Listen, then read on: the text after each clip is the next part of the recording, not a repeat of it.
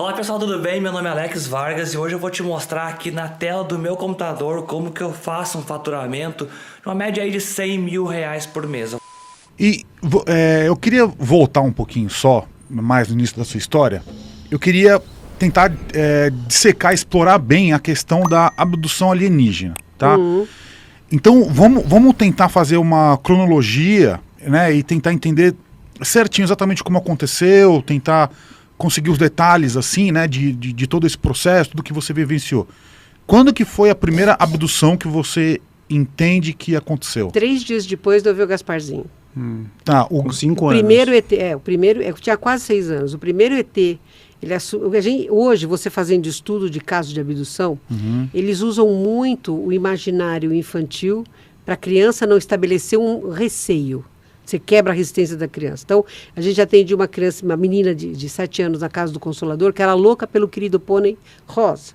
E eles apareciam como se fosse o querido pônei rosa e ela seguiu o querido pônei para dentro da nave. Eles usam o imaginário infantil. Como eu gostava do Gasparzinho, porque eu gostava mesmo, ele veio como Gasparzinho. Ele podia vir como super-homem. Só que eu não curtia o super-homem. Nem conhecia o super-homem.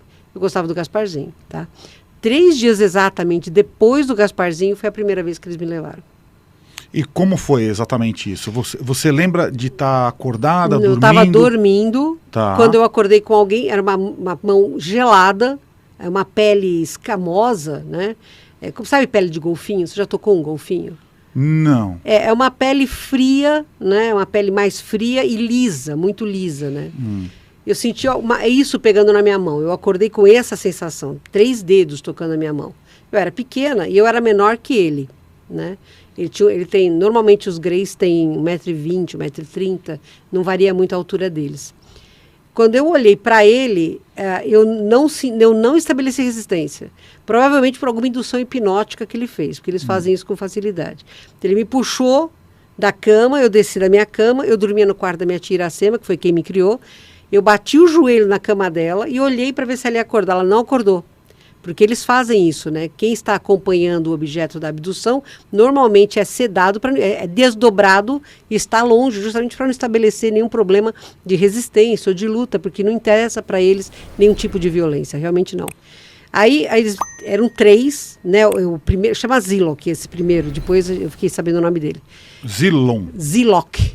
Ah, Zilok. Tá. Aí a gente foi para a nave. Tá. Eu entrei naquele raio de luz. Eu me senti puxada pelo estômago. A primeira coisa que eu senti foi falta de ar e náusea.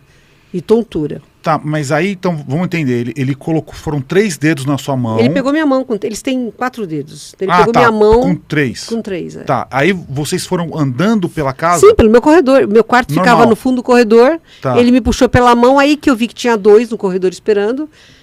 Nós fomos até esses 2. Fomos os 4 juntos para esse raio. E esse raio... sumiu, desapareceu. Eu dei conta de onde eu estava quando eu estava já dentro de uma nave pequena. E aí, quando você saiu da cama e você viu mais 2 figuras no corredor. No corredor. Você sentiu o que naquela... Nada, isso que eu estou te falando. Ele devia estar com alguma indução hipnótica, porque era como se eu tivesse com sono. Entendeu? Tipo meio grog. Grog, assim. Eu não tinha medo, eu não tive medo deles. É como se eu tivesse anestesiada mesmo. Ele me pegou pela mão, vamos lá, eu não pensei. Quer dizer, eu não lembro hoje de ter tido qualquer tipo de raciocínio naquela época. Tá. O primeiro raciocínio que eu tive, quando eu vi o ambiente circular que eu estava e os 3 numa mesa, foi que eu olhei para a escotilha e vi a Terra se afastando. Foi aí que eu vi onde eu estava. Aí me deu medo. Mas também passou logo, cedeu o medo rápido, quer dizer, existia uma indução hipnótica realmente importante ali. Tá, então vamos lá, continuar. Então foi do corredor, aí teve um lapso temporal, eu me vi já numa nave pequena. Então pulou, sei lá, você saltou no tempo. Eu acho que foi rápido, porque deve ter sido algum tipo de beam up, sabe? Aquele você ser levado de um lugar para outro. Ah, tipo um teleporte. Um teletransporte. Deve ter sido alguma coisa nesse sentido. Realmente não sei te dar com detalhes, porque eu não lembro, né? Mas quando eu voltei a ter uma noção de tempo e espaço, eu já estava numa nave pequena. Essa nave pequena entrou numa nave maior. Isso eu lembro bem, da nave entrando numa nave maior, né? Como se tivesse uma cortina, porque você via que você passava através de alguma coisa. Então não despressurizava aquele espaço grande, você entrava num deck mesmo. Aí a gente saiu e o mesmo ET, o Zilo, que me pegou pela mão de novo, a gente começou a andar pelo corredor. E eu de pijama, tava com meu pijaminha. Da nave. Da nave, de uma nave grande, aí já era uma nave grande. Então você saiu dessa menor, que te transportou, te trouxe da Terra até o espaço, Isso, levou para uma nave mãe, isso. aí tinha tipo um deck de aterrissagem, que era uma cortina. Não sei te dizer se era uma nave mãe, mas era uma nave grande. A primeira era uma nave pequena. O formato dela, você lembra alguma coisa? Não, porque eu nunca vi ela por fora, eu sempre vi ela de dentro. Eu não sei te tá. falar. Né? Eu não sei te dizer, porque eu não tinha acesso a todos os lugares. Eu tinha aquele corredorzinho, era um corredor largo, que é do deck até esse espaço onde havia essa mesa de exames. E daí o Sarau ia daquilo e voltava pro deck. Né? Então eu não sei te falar a forma. Tá, e aí quando você chegou nessa nave maior, era tipo um hangar, era um espaço amplo? Era um espaço amplo, que tinha outras naves pequenas, né?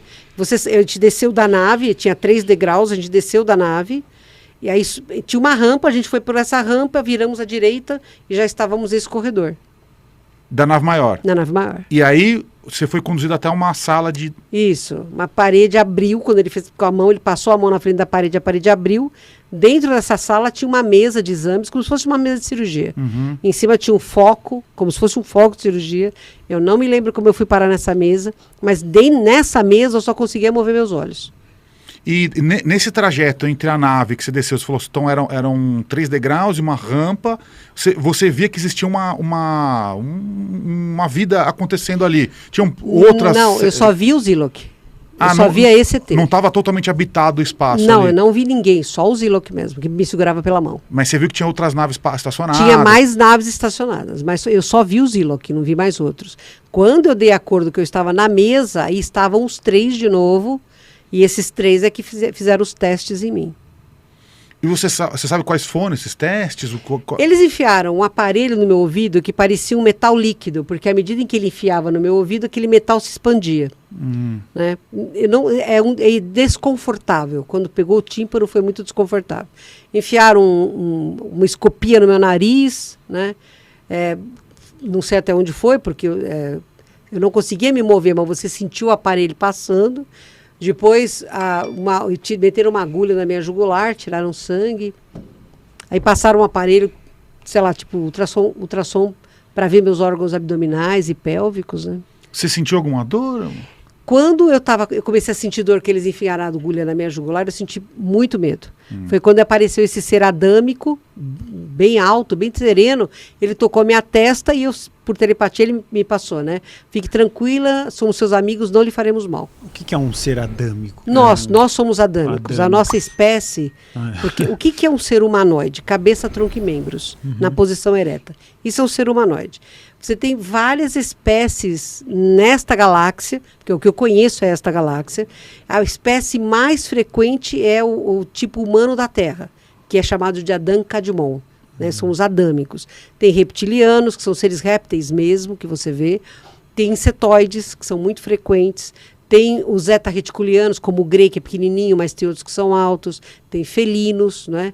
E talvez outras espécies que a gente... Os aquilinos, está muito frequente agora você vê os que são meio pássaros, tem cabeça, tem pena, né? São super diferentes. São as espécies mais frequentes, é o adâmico, o reptiliano, o insetoide e o reticuliano. Tá, então vamos lá, vamos continuar. Então você estava lá na mesa de cirurgia com 3 greys clássicos, né, que a gente pode considerar. Sim. Então, magros, pele acinzentada, olhos negros, sem nariz. Isso. Eles não se comunicaram com você em momento algum? Em momento algum. Em momento algum. Não houve uma única tentativa de comunicação. Eles simplesmente fizeram o que tinham que fazer. O primeiro, Zilok, né, quando ele olhou direto no meu olho, né, foi nesse olho meu aqui. Eu vi como se fosse filme, flashes, provavelmente de encarnações anteriores minhas. Ele fez um scan, né? Porque eles fazem muito isso.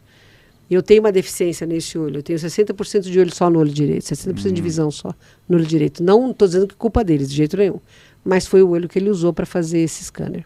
Eu estou vendo, parece que tem uma diferença de cor nos seus olhos. Tem Às isso? vezes tem um mais tem. azul e um mais Às verde? Às vezes tem. Está enxergando isso ou não? Acho que é a luz, né? Eu acho que é a meio iluminação. cego, eu acho que Pode não ser. enxergo, não. Eu nunca vi isso, mas meu olho muda de cor como qualquer olho claro. Não tem personalidade, né? Ele muda de cor. Tá, Caramba. então tá bom. Então, beleza. Então começaram a furar, colocaram uma Agulha. na Tirar sangue jugular. da minha jugular. E aí, nesse momento, apareceu um ser adâmico. Eu fiquei muito assustada. Eu não sou de chorar, nunca fui, nem quando era criança. Mas você não estava amarrada a nada. Nada, cara, nada Paralisada, eu né? estava paralisada, nada me segurava, eu só conseguia mover meus olhos. Mas aí, provavelmente, meu coração disparou, minha respiração ficou muito rápida, aí veio esse outro ser que me induziu um sono profundo. Eu só fui acordar no dia seguinte na minha cama. E ele era quase um humano. É humano, só que alto. Um humano alto, muito alto. E o cabelo normal, tudo igual no nariz? Então, pele? ele tinha como se fosse um turbante, eu não vi cabelo nele, né? Eu lembro do turbante verde, é o que eu lembro dele, é o turbante verde. E os olhos verdes também, é o que eu me lembro dele. E nessa hora você ficou morrendo de medo que você achou que você ia morrer. Não, fiquei com medo quando ele meteu a agulha, É. que doeu pra caramba, a agulha doeu mesmo. O do ouvido, quando encostou aquele negócio no meu tímpano, eu senti muito desconforto. Entendeu? Mas quando ele enfiou a agulha na minha jugular, aí doeu mesmo, aí eu entrei em pânico. Tá, então, ok, aconteceu isso, ele falou com você, fique tranquila, ele tirou sua Somos dor. seus amigos, não lhe faremos mal. Aí Eu dormi. dormiu e acordou de volta Na sua minha cama. cama no dia seguinte, com três pintas vermelhas no meu abdômen. Daquela máquina. Daquela, provavelmente, sim. Quando eles devem ter feito algum estudo de óvulo, alguma coisa assim. Porque estava exatamente em cima do meu ovário direito.